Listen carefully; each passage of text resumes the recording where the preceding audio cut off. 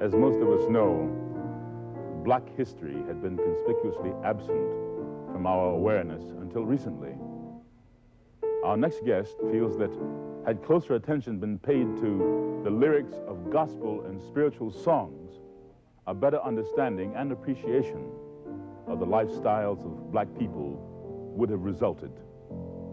The noted pianist, Dr. Don Shirley, believes that the lyrics of black gospel and spirituals were the only written record or written recorded history of black people in America.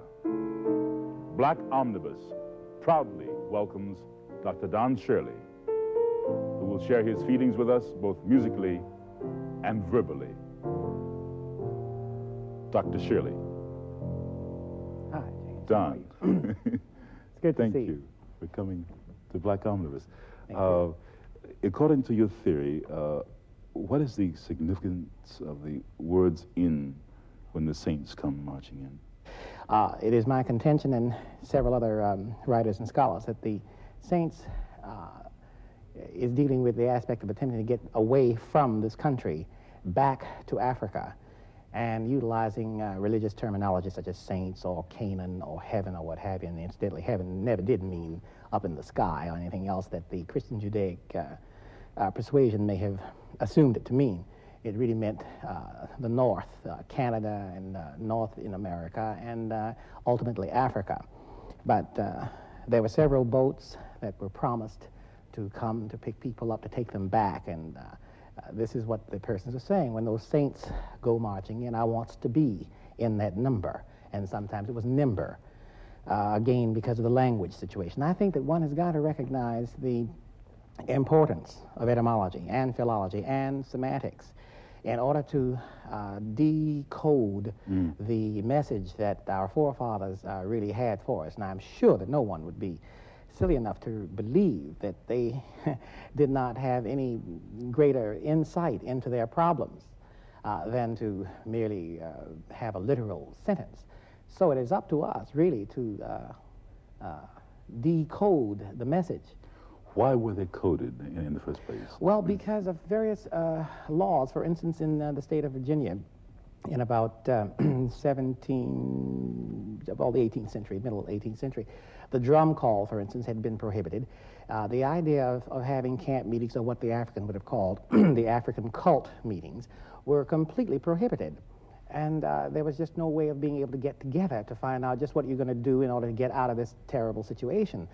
And then whenever there were meetings, one could not have a meeting unless the overseer or at least some Caucasian happened to have been present. Well, they caught on to that too. So this is where Moses came in, incidentally. The so-called Go Down Moses happens to have been a Protestant a minister, Caucasian minister, who had been a great sympathizer where slaves were concerned. And so therefore they got the idea of dressing up in clothing like a master, and then the overseer, of course, looking 2 blocks away or what have you, could see that there was someone there thinking that this was a white person, and they would have their meetings.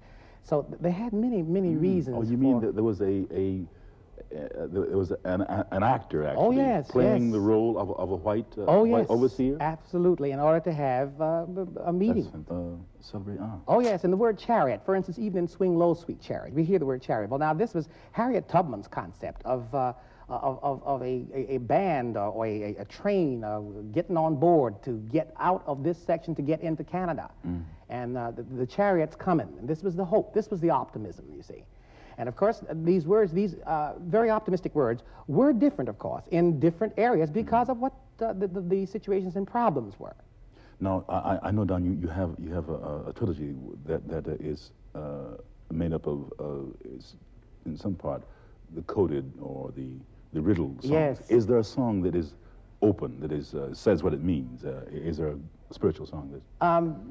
Rarely. Well, with the exception of this. Well, the first one that I'm going to do is called "Glory, Glory, Hallelujah," when I lays my burdens down.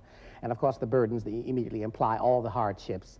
And glory, glory, when I lay them down, what I'm going to do. Now, what I'm going to do is I'm going to see my dear old mother, and that mother had nothing to do with genetics. This is Mother Africa, or I'm going to see my dear old father, Father Africa. You see my dear old brother, and so forth and so on. But this was the hope and the concept of faith. And faith in this sense really means premeditated belief, you see. and is not to be confused with religion. Now, I don't mean to imply that religion does not play a great part in the lifestyles of black folk, because it certainly does. But at this era, at this point, we haven't gotten to the aspect of the gospel. But in this piece that I'm going to play, I'm trying to combine all the eras, you see. And the idea of when I lays my burden down, then leading into the Protestant hymn of where he leads me, I will follow. All right. You see. Before you start that then, because it is 3 songs, right? Yes. 3 songs. What is the difference between gospel and spiritual?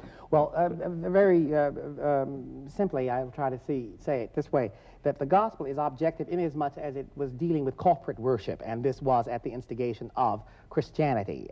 This is after the spiritual, of course, or after and during the advent of the spiritual. Whereas the spiritual is more of a subjective entity, meaning that of one's own feelings, trying to express them emotionally and to keep one's self together. And then, of course, utilizing them as utilitarian concepts of strategy. This is the primary difference. Now, there is no strategy really involved in the gospel, per se. This was a more so an emotional release. Well, it was the group therapy of the spiritual. Yes, that's right, that's right. And so then out of that came the blues. Gospel is more, has to do with more how many people sing it and how people participate rather than the difference of the kind of song. Yes, I see. yes, exactly. Do you want to lay your burden down now? Well, let's try it and see what happens.